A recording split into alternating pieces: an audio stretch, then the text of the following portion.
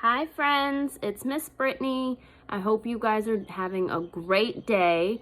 I miss you all very much. I am at home, just like you guys. I am going to try and read you guys a story. Carter and Jameson are home as well. They are outside playing on the trampoline. Hopefully they stay outside so I can read you this book. If not, they might pop in and say hi, but that'll be okay. Today's book is called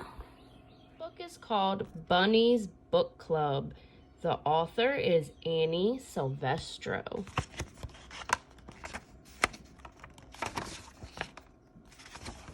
It says, Bunny loved books.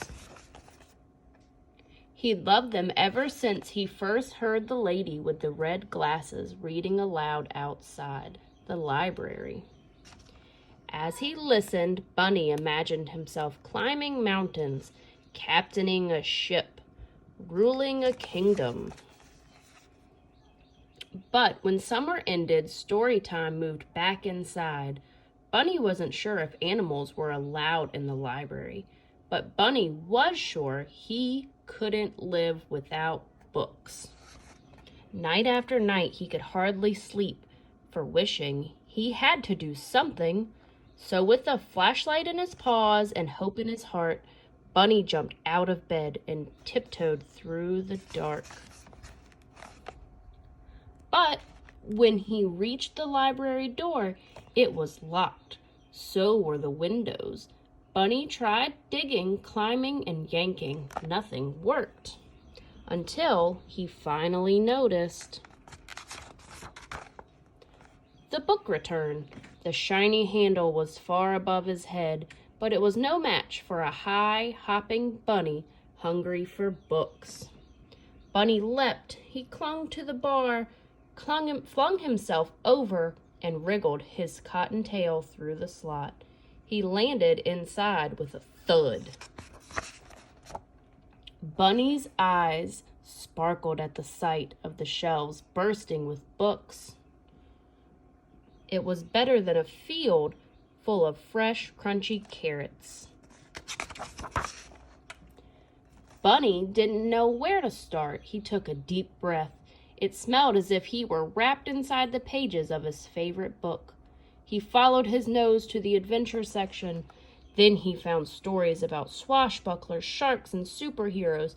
Bunny greedily grabbed them all.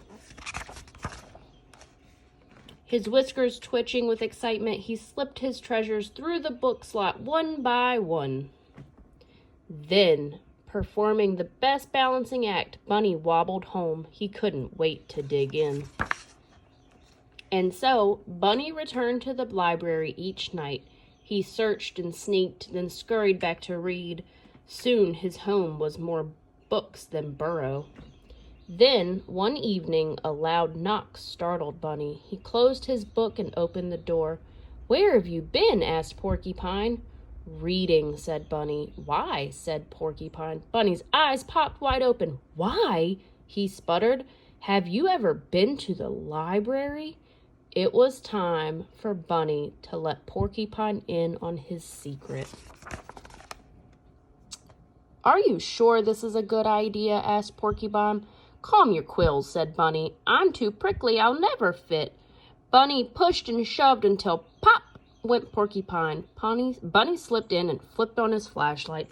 "Whoa," said Porcupine. "I know," said Bunny. "Do you think there's a story about balloons? I've always wondered about balloons." "Most definitely," said Bunny. Sure enough, Porcupine found books on balloons and on deserts and dunes, on caterpillars and cocoons. When Bunny handed him one about hedgehogs, he hugged it.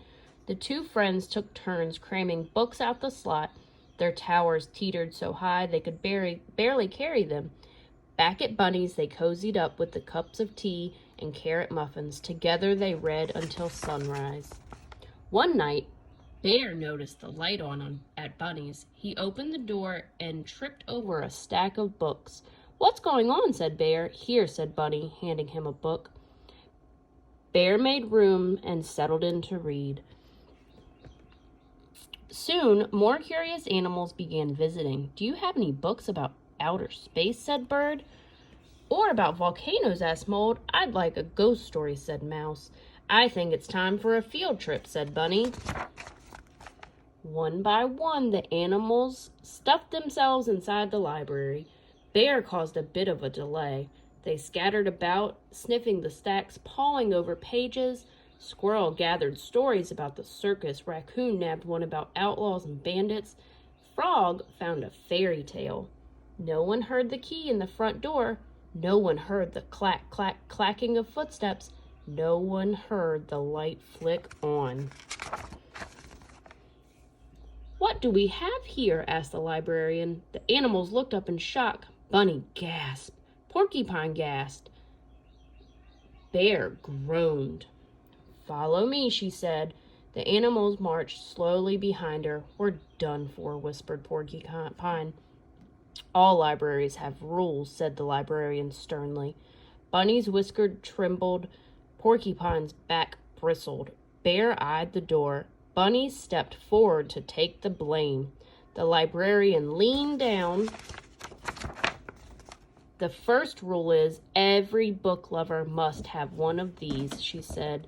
She handed Bunny and his friend shiny new library cards. "Now, you may borrow books," she said, smiling, "as long as you return them, of course."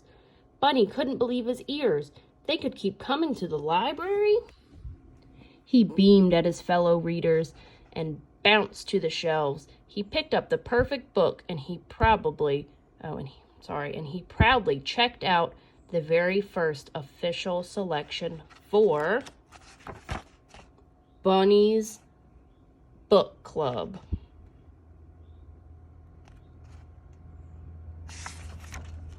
The end. I hope you guys enjoyed our book. I will be back a little later. I'm going to try to do a transportation experiment in my kitchen.